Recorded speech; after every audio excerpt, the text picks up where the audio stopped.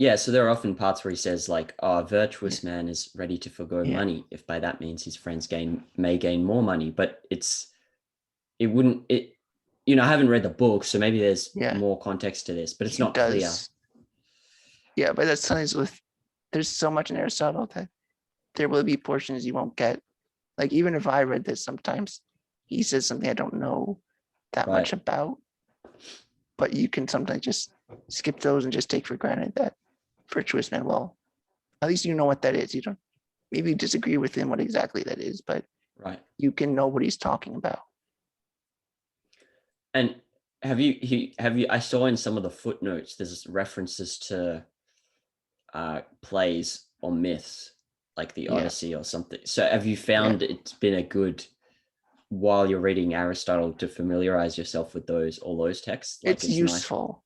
Yeah. It's useful to have that. Or I mean, I don't always really know that much about them, but it's good to have the footnote to point it out. Yeah. Then I can just look it up on Wikipedia and just look at it like one paragraph synopsis. And that's Right. enough usually to get the gist. Yeah. Um, Okay.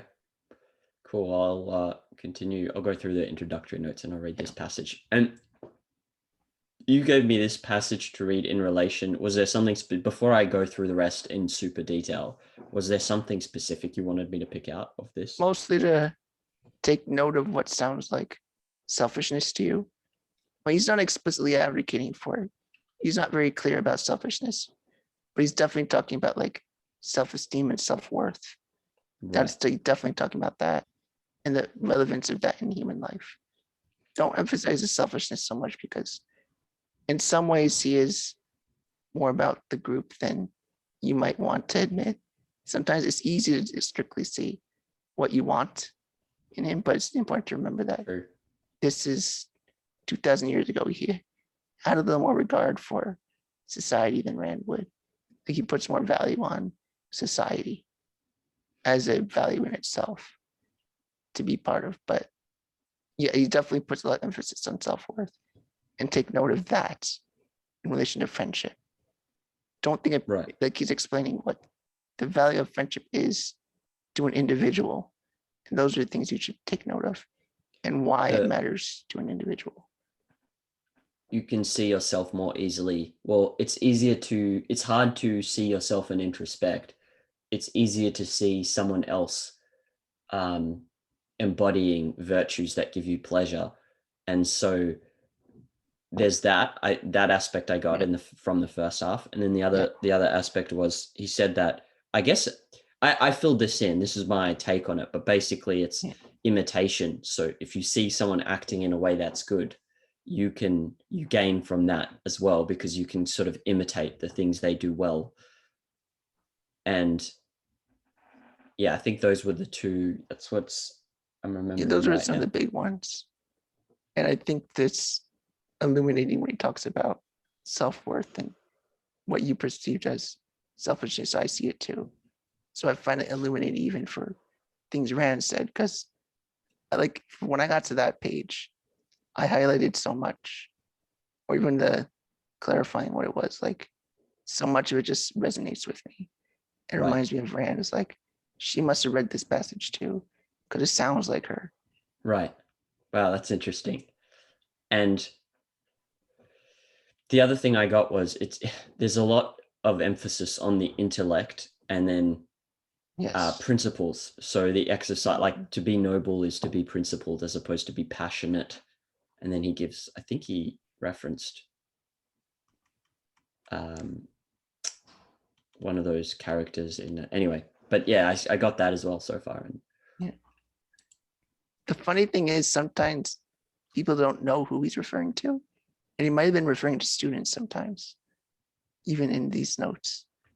Like he oh, mentioned okay, in one book, like Dion or something. It's like nobody knows who he is, but he's probably a guy that he was referencing in one of his classes. right. Ah, that's interesting. So he's even we have his lecture notes, so we get to see him reference his students. Yeah, and a Dion. statue even.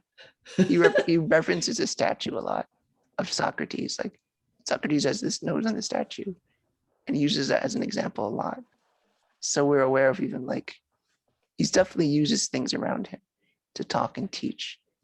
So Right. it's easy to tell that a lot of this is supposed to be taken like in a almost a conversational way, like the way Yep. Peikoff does things. Yeah.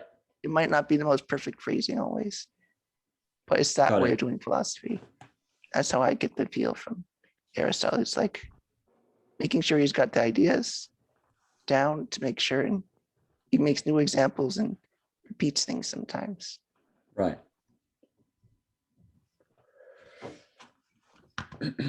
Okay. Let's continue with some of these John Galt speech questions, and then we can Sure. go to Ito if we even have time. Yep. Let me see what this passage is. Okay, so this is a whole passage about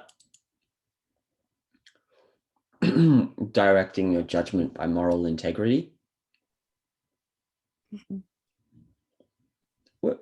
What's your take on what does it mean for only moral integrity can direct your judgment? I'm assuming that just means rationality, like thinking for yourself.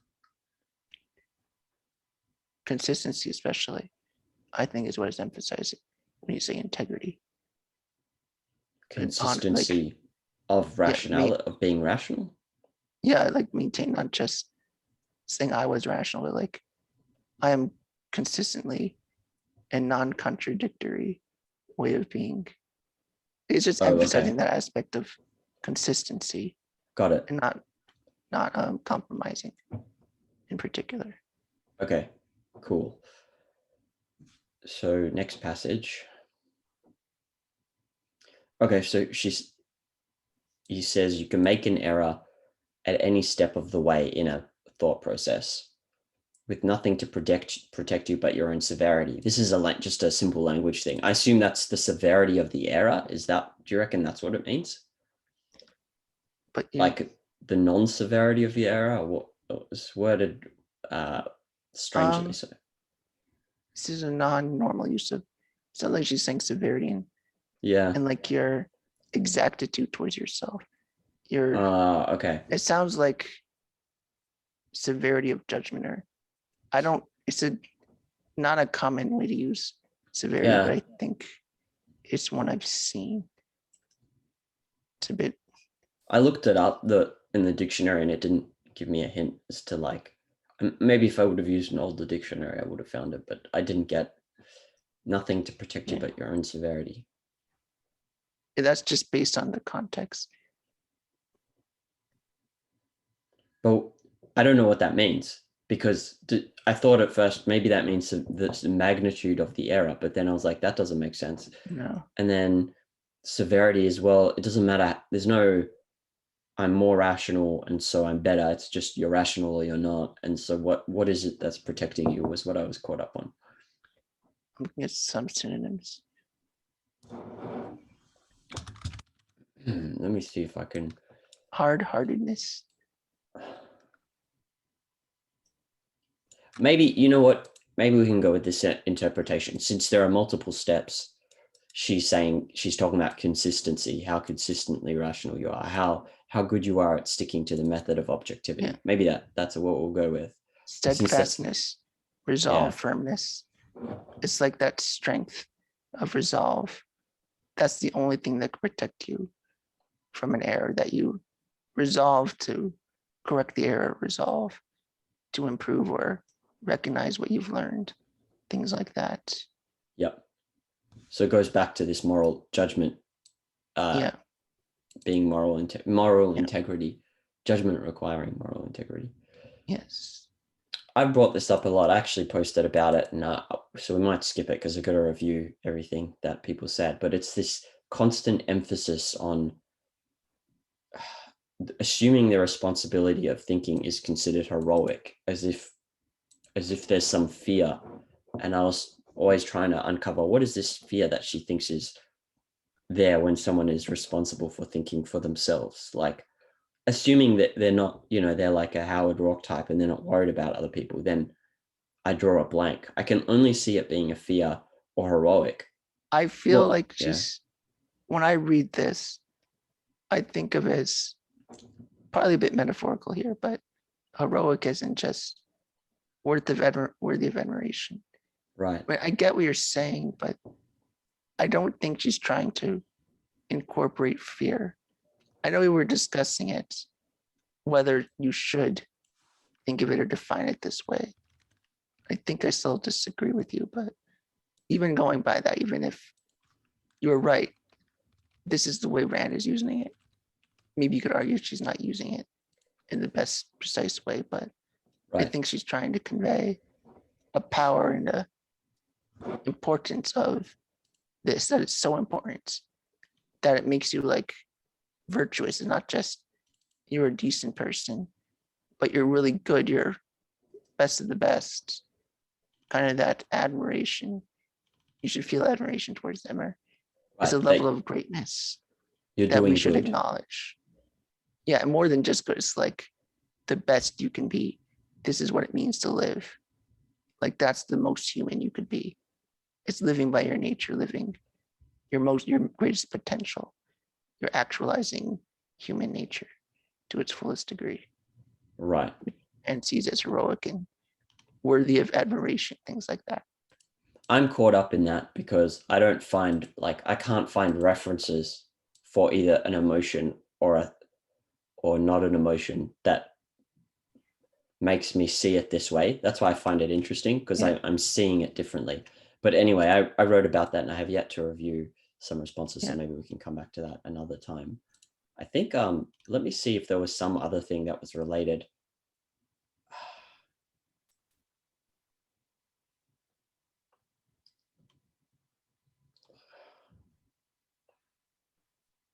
Okay, so we don't have to, it might be confusing to read some of this guy's responses, but the act of thinking is an act of self-assertion. To say I think, one must first be able to say I am.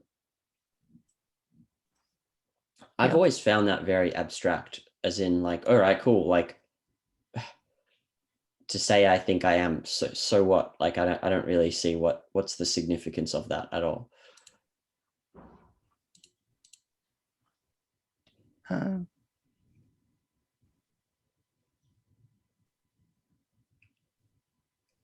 Well, I'm just looking through and seeing if there's anything else I wanted to pass through you before.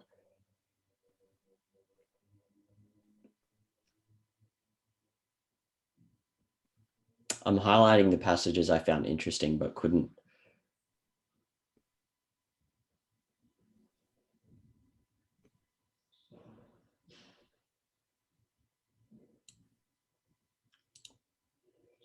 Relates to this courage.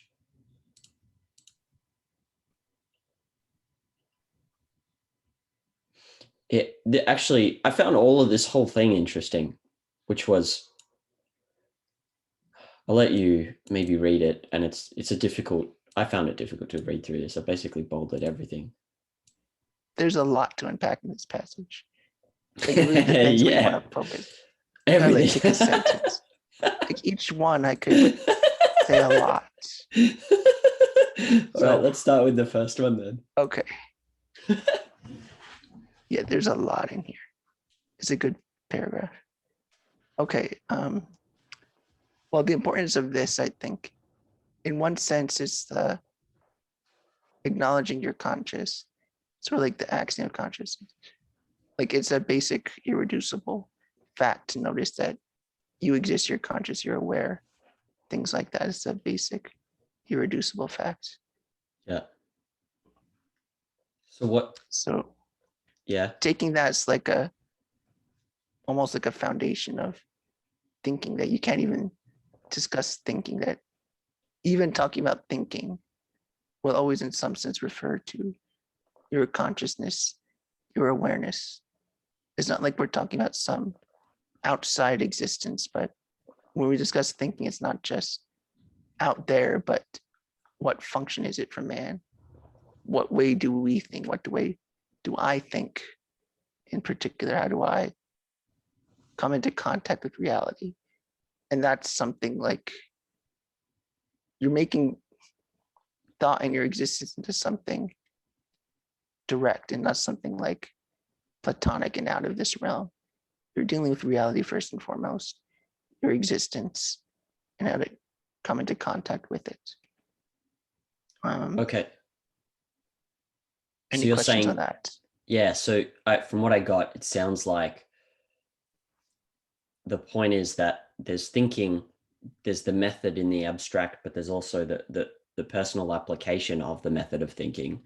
And that includes thinking about your own situation. Like there's no thinking in the abstract, basically, right? There's like every given instance of thinking. And for me to go from thinking in the abstract, for me to even like think, it needs to be personal. And so that might mean I'm thinking about my own situation. And in that sense, it's an act of self-assertion. I think Yeah. that's my take on And what's in front of you, what you see at a very basic fundamental level, just like acknowledging that there's no distinction really between, say, theory and practice, that the abstract is based on what you see in front of you, is based on reality, not this detached thing that reasons apart from life and experience. Like in a way that to even think means that you're able to recognize that you're conscious and you're in contact with reality. Okay. Right. And if I'm someone who's like whoever I am and whatever my situation, if I start to think, then inevitably I am, how do I word this that isn't just abstract and stupid? Okay. So like, let's say I'm someone who has evaded a lot, then inevitably, like, let's say um, let's say I drink a lot, or I've got a lot of unpaid bills, and I've ignored them and put them in the corner of my house and hid them.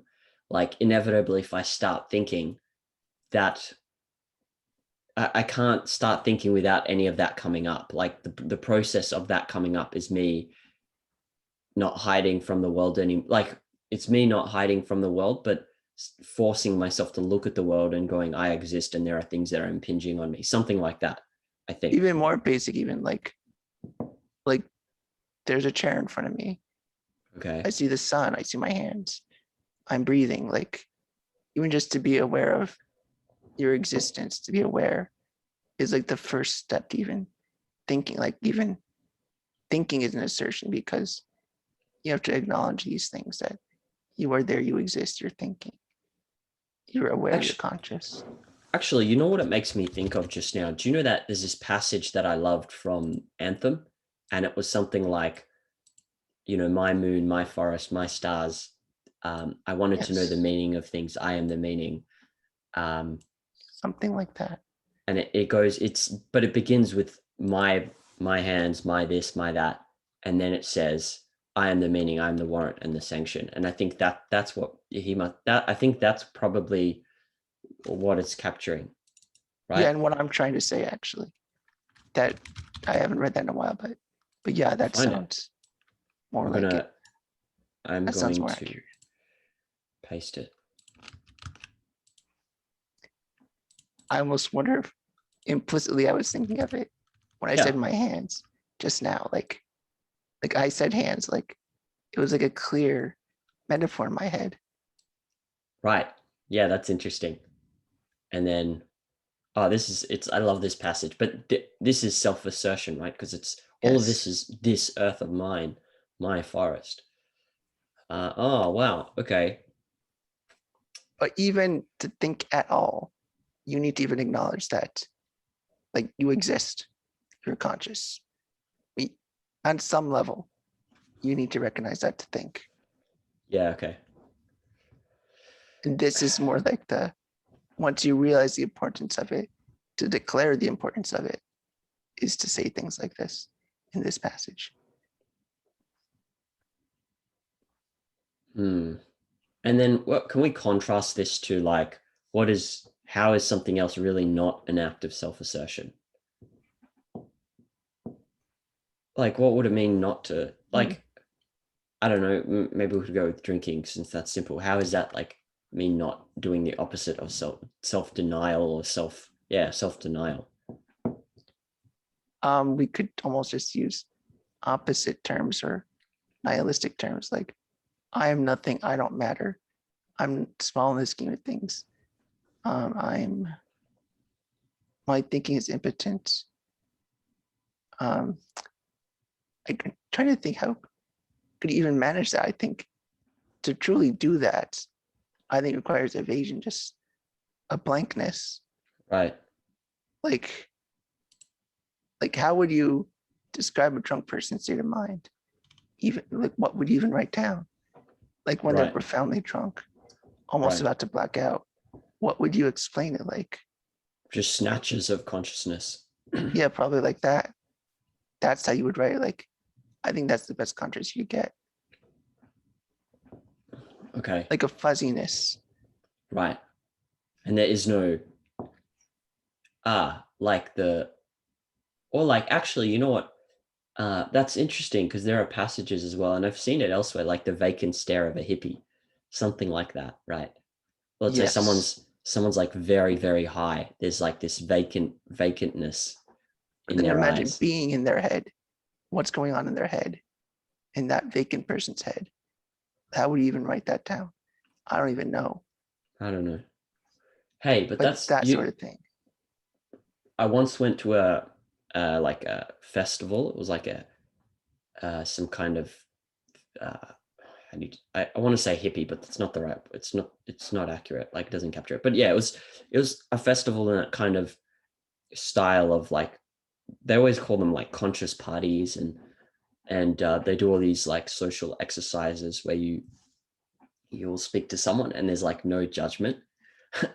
And I was speaking to someone and sitting down and he was listening to me and it was actually really unpleasant because he was just kind of staring and I was getting no response and he was like and it was the most unpleasant thing. I still remember it today because it was really unpleasant to speak to someone who it's like yeah, someone's looking at you and they don't understand, but they're not telling you I don't understand. They're just like, I'm just no judgment. And I that reminds me of that as well. Yeah. The vacant stare of like there's no anyway, I don't know how related that is, but it reminds me of that. It's good to Okay. have a contrast. I think it helps point out clarifies what it means to not do it, to clarify what it means to say I am. It can clarify. We can skip this part and go to I was interested in this identityless perspective on the object to the subject also, for there's no I without the independent will to know, and what is made to be unreal can't participate as an object of introspective awareness. Yeah. Uh, Okay, well, let's go part by part. An active relation between subject and object. yeah, Well, so just say consciousness, yeah, you're is thinking the, about something. yes. There's you and there's what you're thinking about. So we got that. Evasion and failing to face its fears. What is made to be unreal can't participate as an object of introspective awareness. Well, if reality is unreal, can the subject be thinking in relation to an object? There would be no object. It would be like Right. your subject, but directed at nothing, a blank. Oh, wow. Okay. So basically, by refusing to look out into the world, there's a sense in which I'm not looking at myself. You're looking at a blank. It's like you're thinking, but at what? What's the object of your thought? Right. Except something unreal. If it's unreal, it would be an identityless perspective, a perspective at nothing. There's no perspective, even though in a sense it is a perspective because you're looking, but it's like a blankness in a sense. And then this passage, people can Yeah, be there's no afraid. I. There would be no I. Because if there's a will to know, yeah, you're the I, but what means unreal can't participate as an object of awareness. So you couldn't even introspect if you were not at least aware of an I am. If there was no I am, you couldn't introspect. That's kind of what it's saying. It would be People can, blank if you were to. I'm interested in this identityless perspective. So he goes on like people can be afraid to be something definite and particular and live up to the responsibility and Right. consequences of a volitional mode of consciousness because it is more difficult than to treat of anything else. What his language is so academic, or at least for me, Yes. I can't It is a bit technical here. I would agree. because it is more difficult than to treat of anything else as not also Yeah. something. What does that mean? Yeah, I got to break this down because this is actually better than I remember. Like I should reread this. Um, the whole thing. I mean, people can be erased. Okay, so suppose you evade on the I am or deny it. Suppose you By were to do that. evading some particular Yeah, thing, right? whatever Yeah. evasion we have. By the previous sentences, Rand is claiming that there would be no subject. Well, you would be the subject, but there would be no object. There's nothing to think about. So there would be no real thinking, not in any true sense. It would lack any identity in the sense that there is no object. All Right. thinking is an object. So if it's lacking, something's off. So you could suppose somebody's afraid of the definite and the particular. And that is maybe a reason that they've evaded on the I am. They might be afraid of the consequences, the responsibility, and So, that okay. responsibility to direct your consciousness, to use your consciousness in a directed way, which would be required. You would require you to recognize that I am. It makes me think of you can be afraid of like things having an identity, but for example, like you can't be 10 different kinds of people, or you have to make choices, right? And those choices Yeah. are permanent. Like, I will become this, or I will train to be a doctor, or whatever. Like, you can't avoid the fact that that occurs. And so it makes me think of that. And then of I remember I was listening to a lecture by Leonard Peikoff, and he was talking about identifying essences. And then he was reading out a passage about it was a review about a show and the a review about a play on video, so it was taped. And the author of the article about the play says it was wonderful because the cameraman didn't force his perspective on anything, and there was no perspective. And so he was trying to identify the essences, like agitating against identity, that things have a certain identity and you can't avoid that. And that was the essence of his, that there was more detail, but that was basically what he was getting at. And so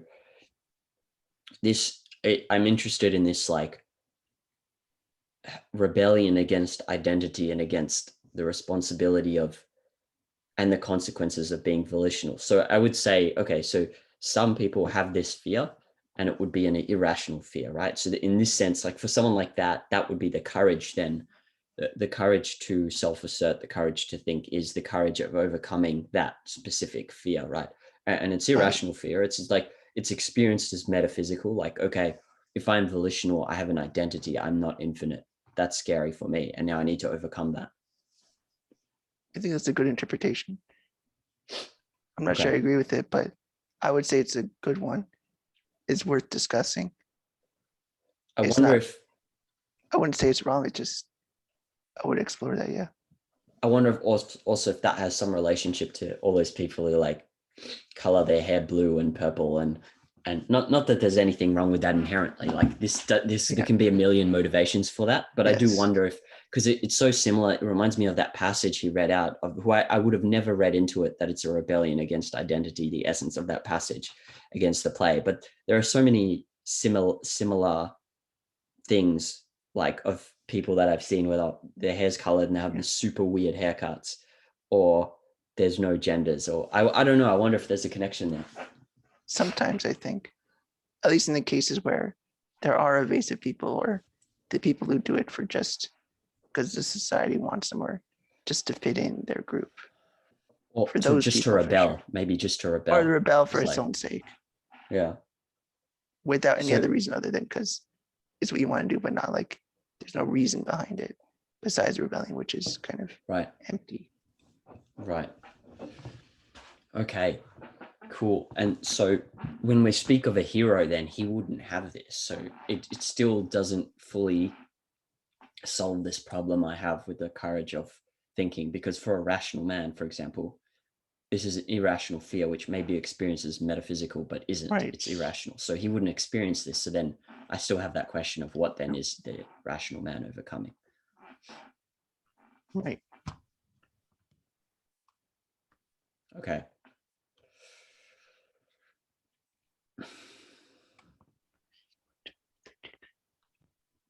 Yeah. So again, like this, a whole idea of like being alone in the universe or being responsible for your own life. I can't think of any reason why it's a fear other than it's just taken as a base fear that you can't get under for some people, right? Yeah, I Because don't what is it think to it be afraid of? exists Like, what's the in some alternative? people. Yeah, I'm not sure. I mean, I would say it exists in some people, I but I think don't know so. why. Well, Like I deeper think than it's, just yeah, I think it's I don't know if there's a why. I think it's like there's the arbitrary, you just experience a fear, right? And then there's is you can't get under it. That would be an irrational fear. yeah, perhaps. I do Well, wonder sometimes if there are things about certain personalities that there's something deep in their just way of experiencing life that they have their own persistent questions in life. I don't know why there seems to be different persistent questions people have in their life, things that bug them until the day they die, probably. like what? Give me what do you mean? Well, for me, as much as I like the concept contextual certainty, I feel uncertainty about it. And I question it a lot. I think about it a lot. Like, I think it's real, but then it's like, I feel like I always have to question it. How do I know it's valid? Things like that. Like, I'm confident enough to accept it, but not enough that like I'm gonna ever just simply be satisfied with the answer I have to it, with my understanding. I feel like I always need to understand it a little better than I do. That kind of thing. For me, I identified the root of that feeling as warring against non-omniscience. And Yeah. but I still have questions like I put in the that I'm trying to get my head around in terms Yeah. of unknowns, because what you said makes sense, right? Like you have contextual certainty, and all you know is that new knowledge, assuming the knowledge you currently have is accumulated through an objective method, and you can Yeah. validate that objectivity, then new Yeah. knowledge doesn't destroy the old. And so there's nothing more to it than that other than Yeah. I'm not omniscient. But Yeah. it's an interesting topic. I'm still wanting to explore that. But as it relates to I don't know if people experience this as a question though, what he's describing, the responsibility and consequence of a No. volitional mode of consciousness. I think Yeah. that's just a root, like a very Yeah. basic root fear Yeah. It could be. that some people experience.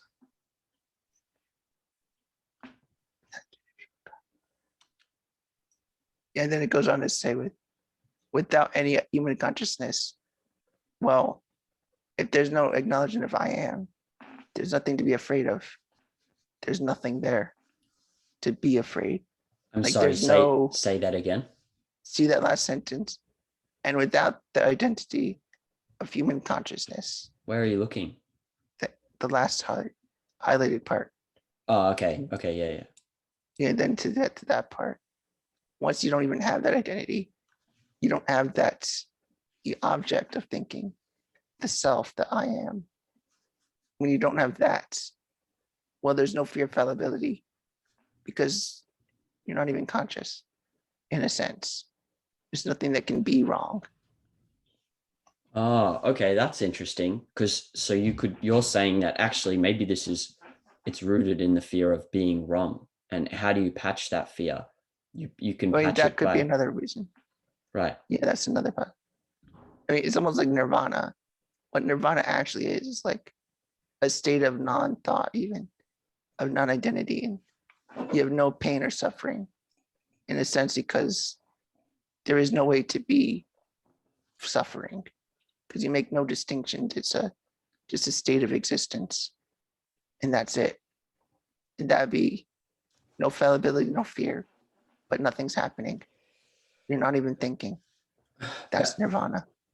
You know, like the land of milk and honey and cookies falling Yes. from the sky, mana, I think it's called Yeah. mana. And actually, what this might be getting at. I kept reading on a little bit later, and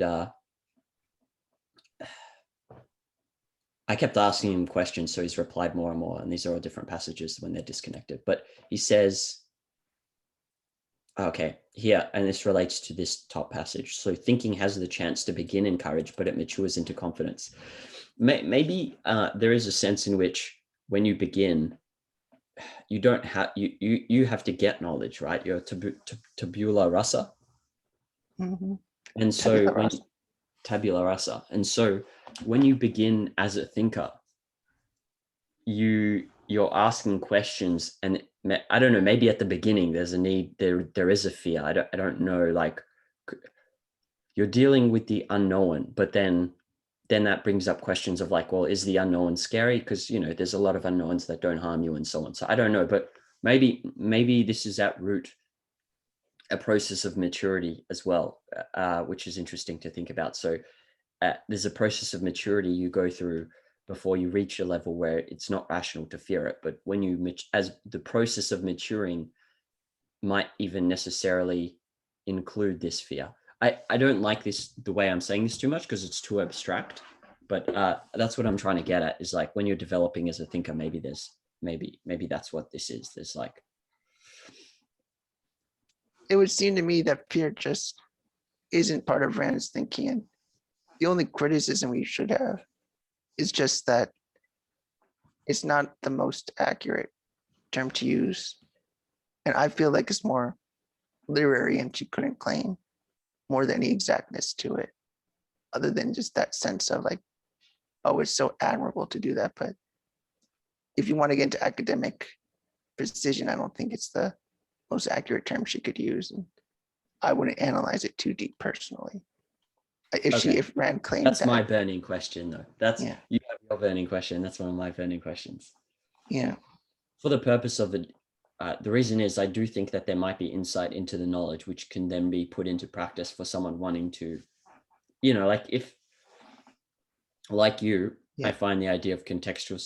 Well, there's a part of the annoyance, well, not annoyance, but part of this kind of feeling of doubt with contextual certainty is like how to treat the fact that there are unknowns and so on. Like I've come to terms with the non-omniscience part on an emotional level, but I don't know. To me, those questions, you don't have to dig into them, but I yeah, feel like the answers will provide me with insight, yeah. practicable insights. So I feel like, well, I'm not the one to answer that then. To think about where a deeper answer would be, I'll think about it, who to ask, because I know I don't know the answer. I'm trying to think it would be the best person to reach out to find an answer. I've reached out to a few already, and I will keep reaching out more, and I'll tell you because I've got to read some responses that I got additionally.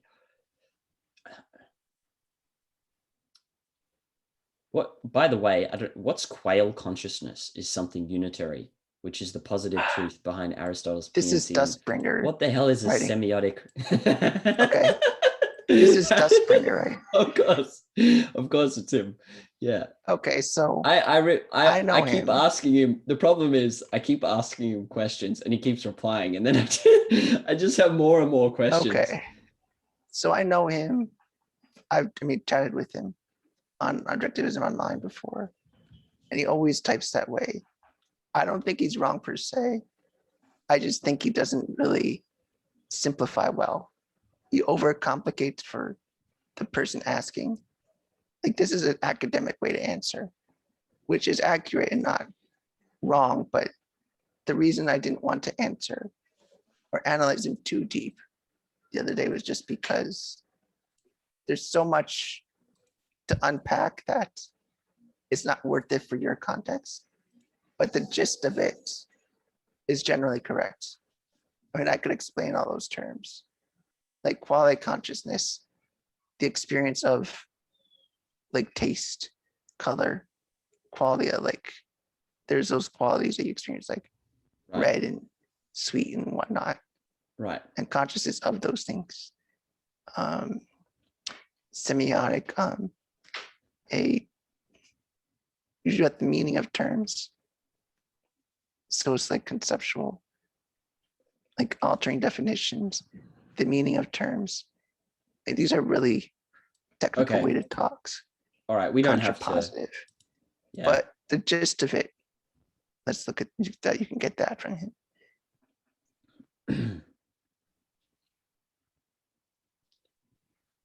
Well, look, I know I don't need to, but I Yeah. do notice even like everything that I've got so far, even what's his name? Your friend recommended me these. Yeah. He just threw them in there.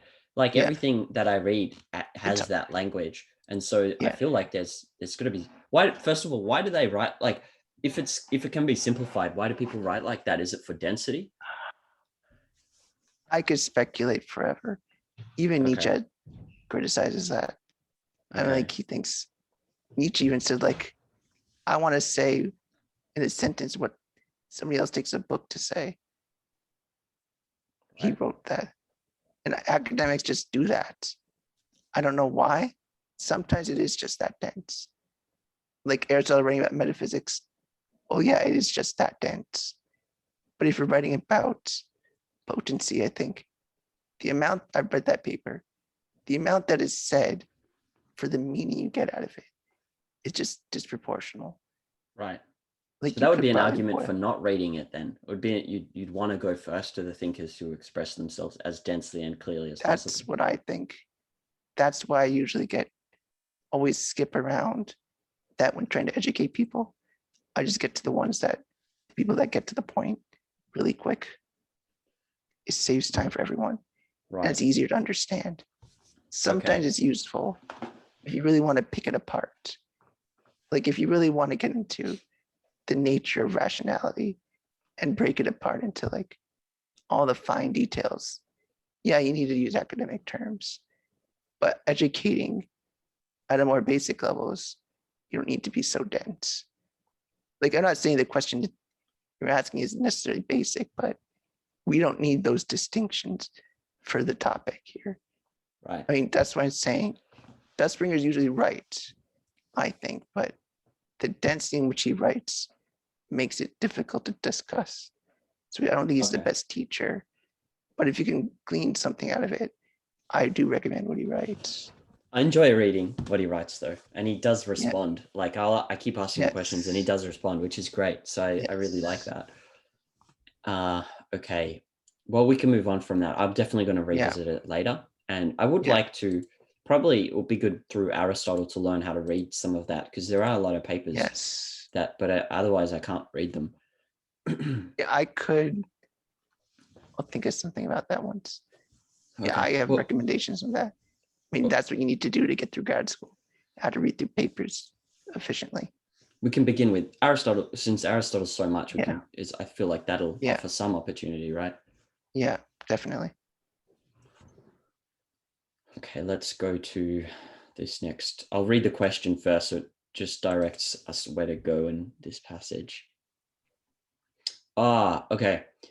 I brought this up with you ages ago when I read this speech. It does seem like in the wording of this passage above that she says that and this is why people, and you told me once, people sometimes think her whole philosophy is deductive from axioms. And I've read that actually, and I've read that in a few places. So one is in a little summary book on philosophy. Yeah. And it said Ayn Rand believes in axioms and she deduces her whole philosophy and her politics from these three axioms. That was something like that it said. Yeah. And I can see why, because if you read this passage, it says, yeah, look, it's contained in a single axiom.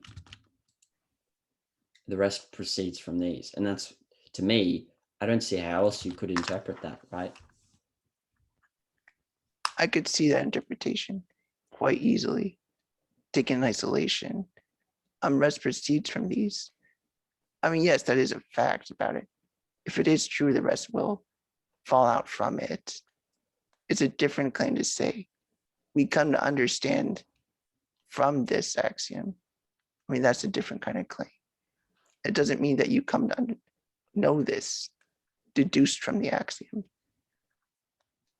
Does that make sense? Yeah, it does. So you're saying you can look at, I can look at, like when I'm reading this, I can look at everything proceeds from this as more like, remember you told me about principles and principles setting the, like principles as a tool for thinking and setting the context of thought, Yes. the kinds of questions you ask. So if I bring that in, that perspective on principles and thinking into this, then it would be something like to say that, let's say, morality proceeds from certain axioms is to say that those axioms, I've heard the expression set guardrails, they set the context for your thought. And then it doesn't mean that more information, more data is not being thought through. It just means that they're like the starting points and for the thinking, and there's more thinking that happens later, and there's more material that must be considered. That's maybe how to look at it, you're saying? Okay. Well, partially. I think even if an axiom, you could say rest proceeds from there, that would be deductive. But I mean, if it is true, an axiom is true, everything would just proceed deductively. But it doesn't mean you come to understand everything by a deductive method from a single axiom. Like you could understand first that, I don't know, that I can see that from virtues, but not from it. Yeah. Not from metaphysics or epistemology. Not from, yeah. So the Aristotle 3 thing.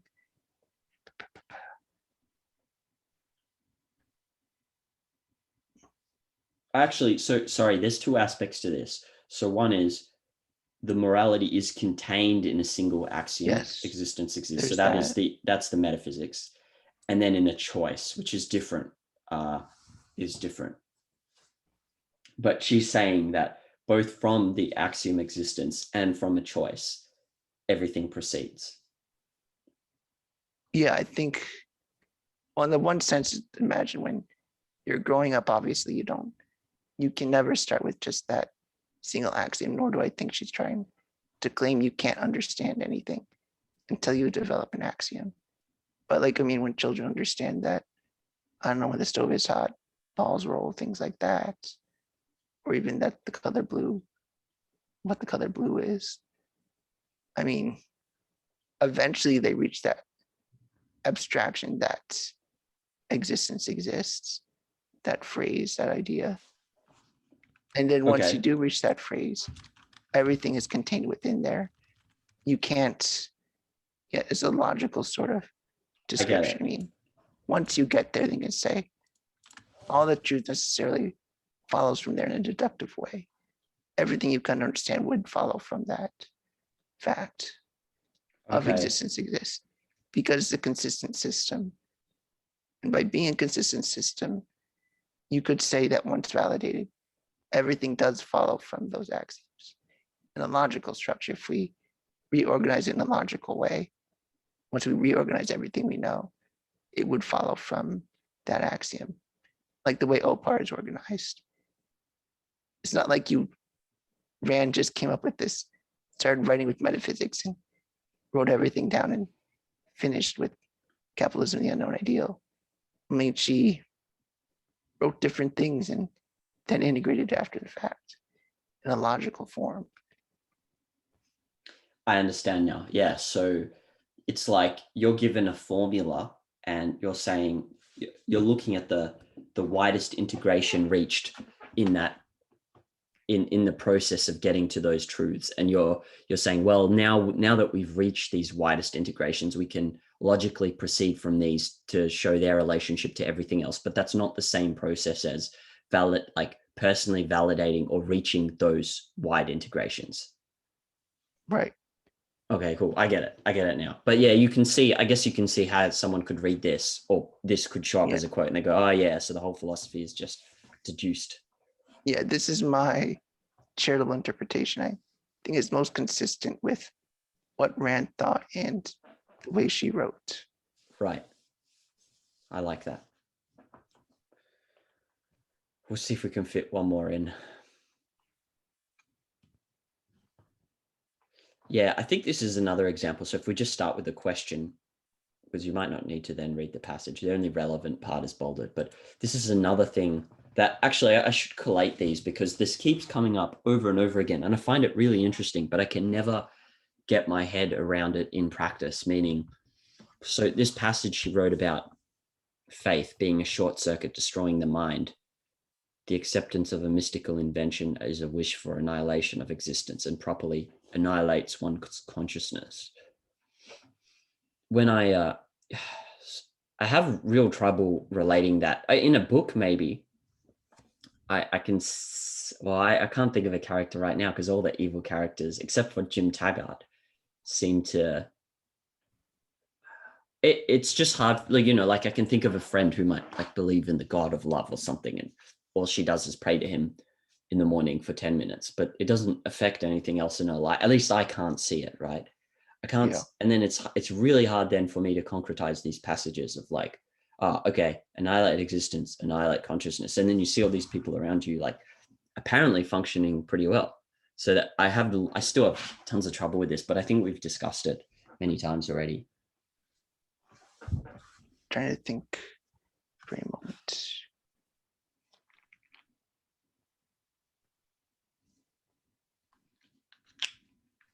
You may not have anything to say because I've brought, the only thing I would brought this say up to you so much. She might be a bit harsh on this, but I still would say that in the long run, it would destroy the mind. It would annihilate your consciousness if it was practiced consistently over time. That would make sense to me, but not in any immediate sense that you do it one time, destroy your mind, or even you do it for a couple of months. It's much more gradual. I don't think it's so sudden and immediate as it's presented. Short circuit sounds like, wow, that's like immediate, but yes, I think it's more gradual and spread out and an eventual thing. It is not pro reason. So it's not, it's a gradual destruction, a slow one though. Maybe like a decay, you could say. I think that would be more appropriate. Yeah, I had it pointed out to me that to validate some of these things, I shouldn't try to look at others because I can't do a full introspection on their thinking. Like I have to only look at myself when I've believed in little things that don't make sense. So, yeah. But it's hard to know because I know for me personally, like, let's say I was uncertain about God because I grew up in a religious school. That tortured me. But I guess for other people, I thought, oh, maybe other people just don't care. So you can only introspect for yourself. But then it's hard to sometimes project to people think that way too. I don't know. Anyway. It's very difficult. Let me